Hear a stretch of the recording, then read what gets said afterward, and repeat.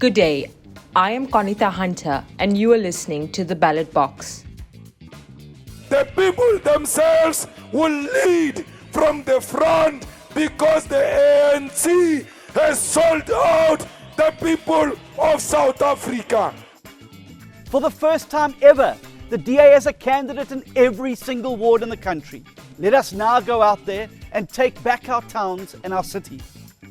We are the African National Congress, and we've been serving the people of this country for the past 27 years. The African National Congress will deliver.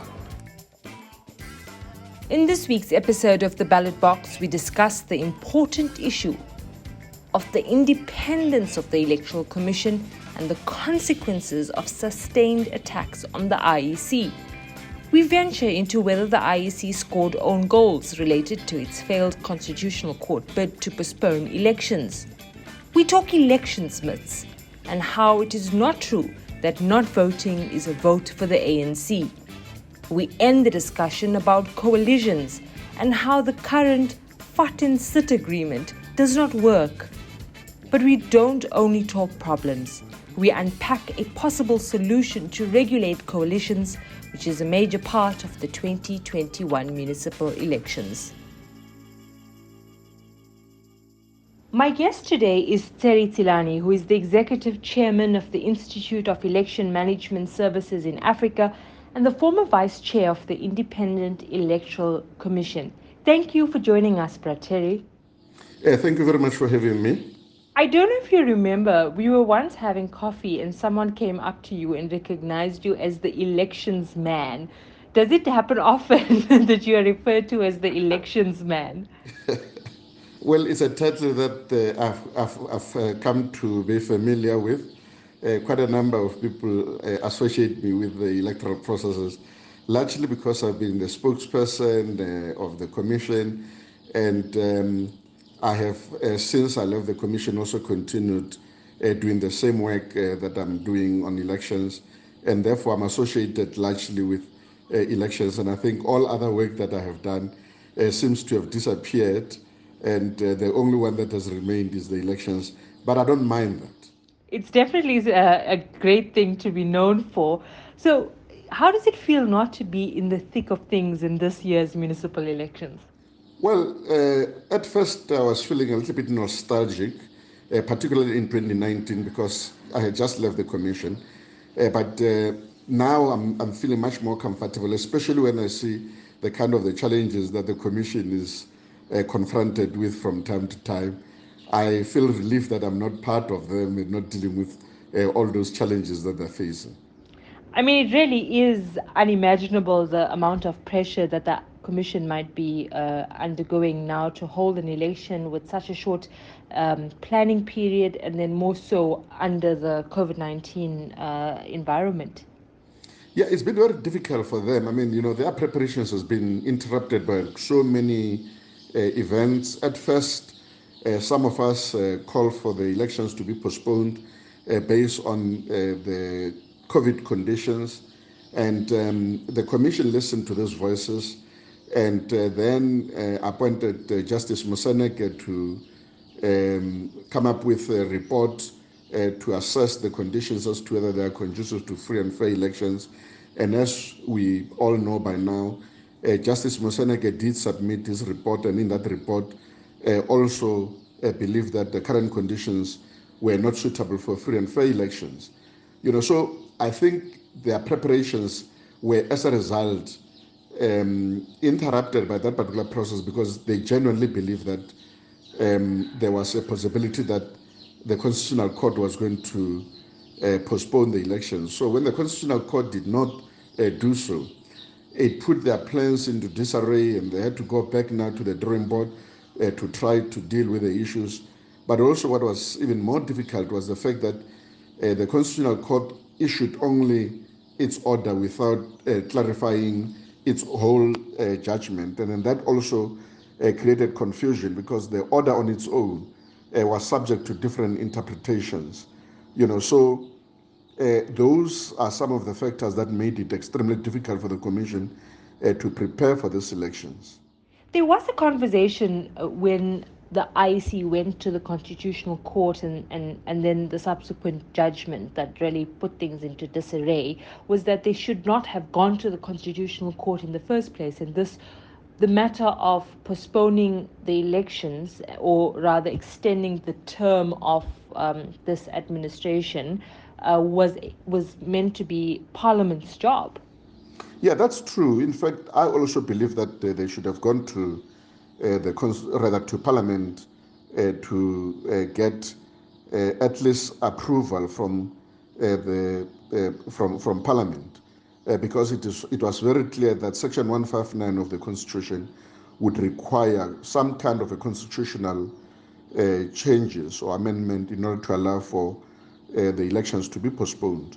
But they thought by going to Parliament it was going to take too long, and that they were not necessarily going to get the necessary majority to pass this. And I think they should have gone ahead to get Parliament to deal with this and make it a parliamentary problem and not the Commission's problem. Because once the Parliament now assists with this matter, it was now going to be up to Parliament to see how to resolve the issue.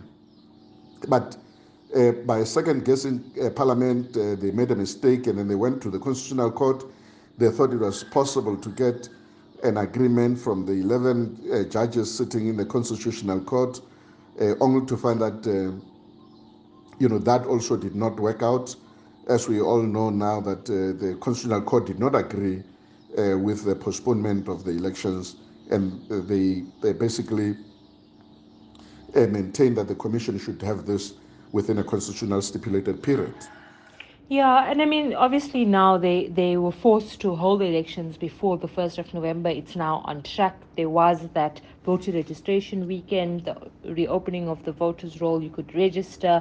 And then there was the concern around the candidate submission process, which obviously we know the ANC missed that deadline, and the IFP among other parties. And there was the implication that the IEC was seeking to benefit the ANC in some way.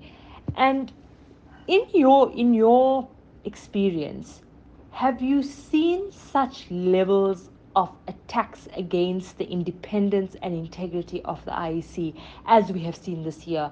And I would like to put my neck out and say I've never seen this level of accusations and attacks against the Electoral Commission. Yeah, I think you're correct that this was really unprecedented. But, the Commission, in a manner that they were also dealing with the issues, they left themselves vulnerable to this kind of criticism. Like, for instance, when they went to the Constitutional Court and said political parties are not able to campaign, and therefore being that being one of the reasons why they needed postponement. And then some of the political parties then said, no, but we don't need that. We are able to campaign, and then therefore the elections must proceed. So they left the Commission in a very difficult position, because it was now left supporting or being perceived to be supporting certain parties that were saying that the elections should be postponed, and then other political parties were saying, no, we are prepared to proceed. So instead of the Commission being a neutral player, it was seen more as siding with certain political parties. And the fact that now when it came to the issue of candidate nomination, they also took a particular position. That also weakened their position, and it made them much more vulnerable in the process. As you will recall, the the Commission, when it started, it said that it understood the order from the Constitutional Court to mean that once you open voter registration, then you open for candidate registration. Yeah. And then that argument was also rejected by the Constitutional Court to say it is an argument that is unsound, because the Constitutional Court was not concerned about the registration of political parties.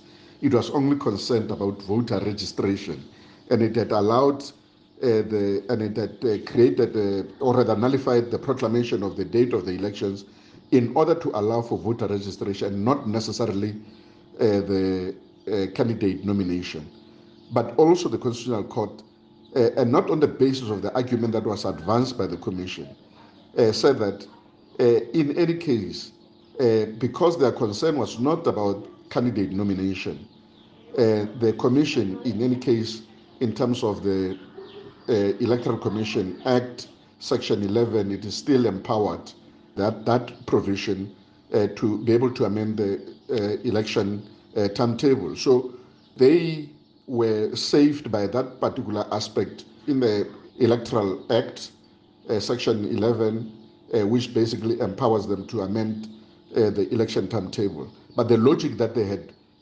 created of saying once you open for voter registration and it automatically leads to candidate registration was rejected by the Constitutional Court as unsound. So it is those kind of arguments and the approaches that they've taken that also made them very vulnerable to criticism by certain political parties. So one can say that they have been scoring own goals. Absolutely. And I don't think it is deliberate on their part. Sometimes it's, you've got to be very, very technical in these processes. And I think in areas where they basically were not, they created an impression that they were siding with certain political parties. So, yes, indeed, they scored their own goals, even if it was not deliberate on their part. But that has opened the door now to so many other smaller parties attacking the independence of the Electoral Commission. You saw Action SA also creating aspersions on the independence of the Electoral Commission. You saw a lot of political parties, smaller political parties, creating this impression that the IEC, was almost in bed with the ANC. And I've covered a few elections and know that sometimes smaller political parties will take advantage of the fact that they can question election results a little bit because they are not gaining the amount of seats that they would have liked, or so forth. But what I worry about in this elections is that what you're going to have is sort of people from across the political spectrum coming together on this particular issue around the independence of the Electoral Commission, and that could ultimately, for whatever reason, and then that could ultimately undermine the election results. So that's a worry that I have in my tummy as we speak. Is it something that a concern that you share? No, absolutely. I mean, and then I kept on saying that, and I don't understand why the Commission did not do this. They relied on party liaison committees to try to deal with the tensions. But in the past, what we used to do is that we would have bilateral discussions with different political parties in order to get as much consensus as possible, so that by the time you go to the party liaison committee, you have listened to the concerns of different political parties, and then you have addressed them to the extent that you can address them. So that in itself lessened the tension, and I was quite surprised that the Commission did not seem to take the initiative of going to all these political parties, briefing them about the preparations, and also listening to those political parties about their concerns going into these elections. If they had done that, I think it would have lessened the tension that currently exists. Now, if all these political parties can be able to gravitate towards each other and then be able to create a front against the Commission, that would actually be very worrying, going into these elections, because then, whatever little mistake that the Commission is going to make, and then there will be many logistical errors that will happen in the elections, the Commission's bona fides is not, they are not going to be accepted as such. It is going to be as though the Commission was doing things to favor one political party over the other. And what's the consequence of that on the legitimacy of the election results? It will have a dire impact on the credibility and integrity of the process, and then make the Commission vulnerable to attacks, including certain results being contested in the courts.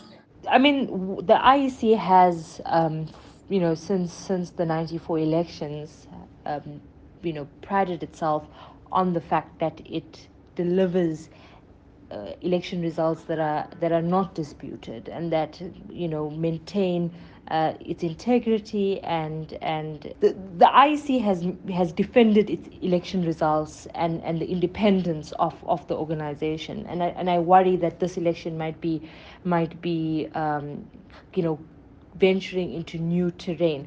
But let's talk about elections myths, right? There's a lot of myths around elections. And the most common one is that if I don't vote, the ANC will benefit. I mean, why does this exist? Is it true, firstly? No, no, it's not true, because the results and the allocation of seats are based on the number of people who have voted in that election. Whether they voted for one political party or the other, it is the aggregate of the number of votes that have been submitted, particularly at the proportional representation level, that will get a particular political party to win.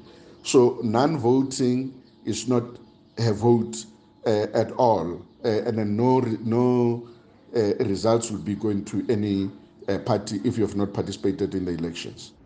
President Cyril Ramaphosa and DA leader John Steenhuisen have, on the campaign trail, said to their supporters that if you vote for small political parties, you're wasting a vote. Is there such a thing as wasting a vote? There is no such thing. In fact, I think it's very irresponsible of political leaders to spread that particular message and try to create a two-party state. The Constitution does allow in a multiplicity of voices, and therefore there is no vote that is wasted. Even small political parties, as we have seen during 2016. The 2016 municipal election results proved how important smaller parties are and the role that they can play in coalition governments. And so no party can be, undermined in any way, because parties who have just one seat, like you mentioned, can become kingmakers. Absolutely. And then, I've been saying that 2016, where you had 27 municipalities that ended up being hung councils or having hung councils, it is a clear illustration that South Africa is beginning to move towards a position where the notion of one dominant party is going to fall away, and increasingly a political party to be able to rule or govern a municipality would require the support of other political parties that are there, small and big, in order for them to be able to govern a particular municipality. And I think whereas we had 27 municipalities, I think this is likely to increase during this 2021 municipal elections. And I think there is also a possibility that even in 2024, there are provinces that are likely to have a coalition arrangement. And then I think even at the National Assembly level, there is a possibility that we will end up with coalitions. So coalition is something that is here to stay. And I've always said that, the fact that we've got a proportional representation system and we have had one dominant party has actually been an anomaly, because you would expect a dominance of one political party to be prevalent in a first past the post system or in the winner takes all. But in a situation where it is proportional representation system, I think increasingly we're going to find that South Africa is governed through coalitions. And then I've been advocating for a regulation of coalitions in order to make sure that we have a structure similar to CCMA, which is a CCMA of coalitions that will assist in terms of regulation of the coalitions, and to make sure that there is stability and political parties are able to deliver to the constituencies that they represent. Talk to me about this regulation of coalitions, because while we know coalitions are inevitable, there's almost uncertainty over whether it's actually serving citizens. And one can ask that question around Nelson Mandela Bay, for example. So, what are you proposing in terms of regulating how coalitions work? I'm suggesting that we have to have a structure similar to what they have in Kenya. In Kenya, the political parties there, once they enter into an agreement, they deposit the agreement to a structure that represents political parties, that regulates the political parties' coalitions. And then now, in the case of South Africa, we need to develop a similar structure. That structure should be acting almost like the CCMA of coalitions.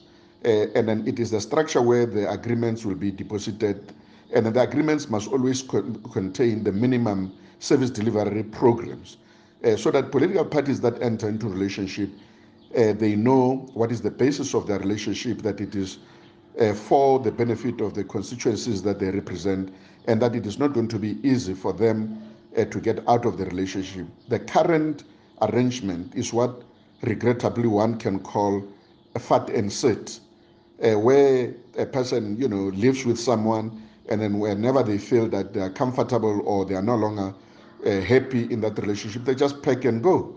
And then we cannot have that. It is that that has actually created instability in our country. And then now that we know that coalitions are here to stay, we need to regulate them by establishing that structure where the political parties that enter into a relationship enter into a proper marriage, they deposit their agreements to that particular structure, and it becomes difficult for them just to get out of relationship and leave that relationship.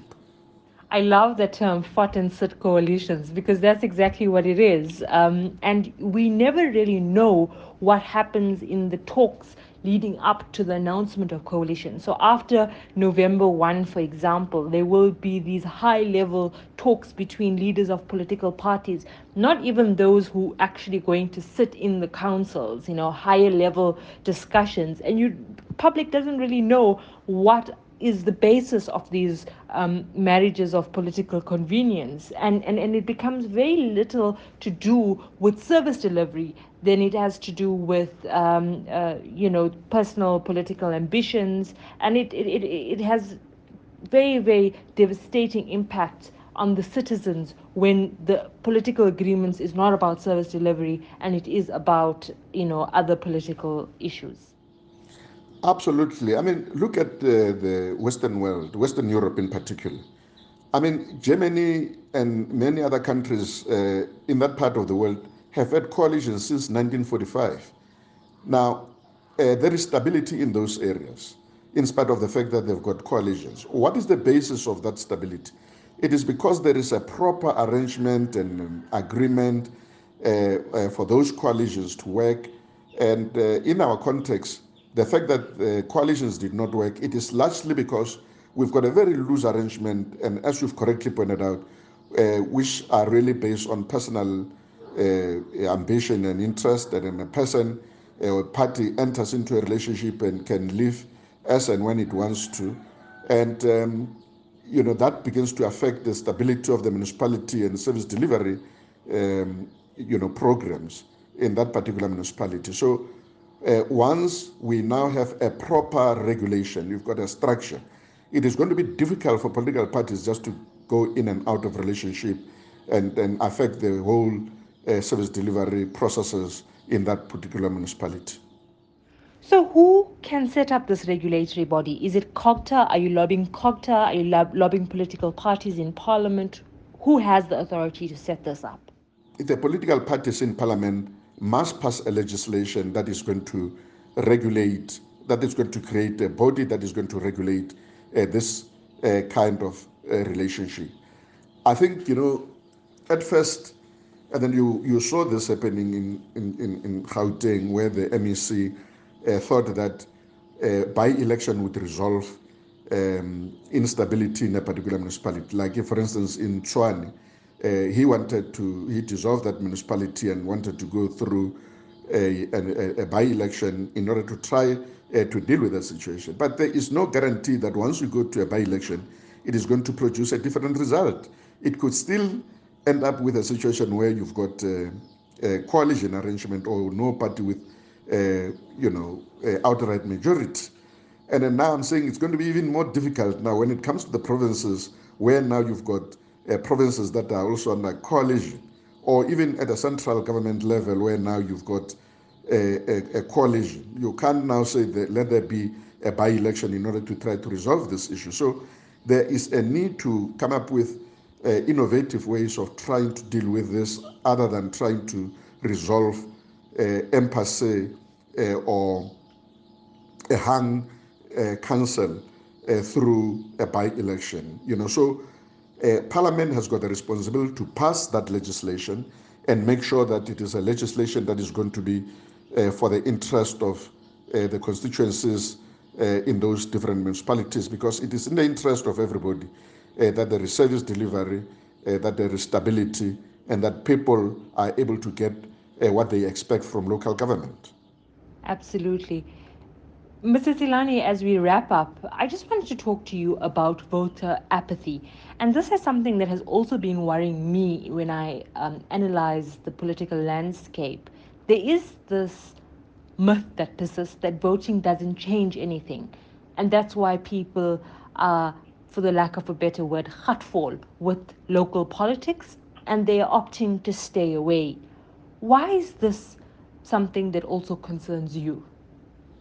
It is a major concern because the integrity of government is largely based on the voter turnout. If you have a few people participating, then it begins to affect the integrity and credibility of that particular government. So it is important, therefore, that those kind of issues are dealt with. And I think the fact that there is so much rampant corruption in our society at municipal level, at provincial level, at national level, is one of the things that actually begins to make people to be despondent about participating in the processes, because they see people who are basically corrupt continuing to hold office and no consequences for those kind of people. And I think it's important, particularly from the side of central government, from the presidency, and from NPA, to make sure that there are consequences for those people who are found with, their hands in a cookie jar. So that people can begin to have confidence in the whole political system that indeed there is something happening at that level. But also the issue of the fact that people get elected and then once they get into office, they completely forget about the constituencies that elected them. It is another aspect that makes people to be despondent. And I think once people are elected in positions, they've got to make sure that they service the constituencies that have actually put them into power. This brings our show to an end. This episode of Ballot Box was presented by Qaanitah Hunter and produced by Shante Schatz. The music in this episode is courtesy of Getty Images and Epidemic Sound. For more elections content, go to news24.com/elections.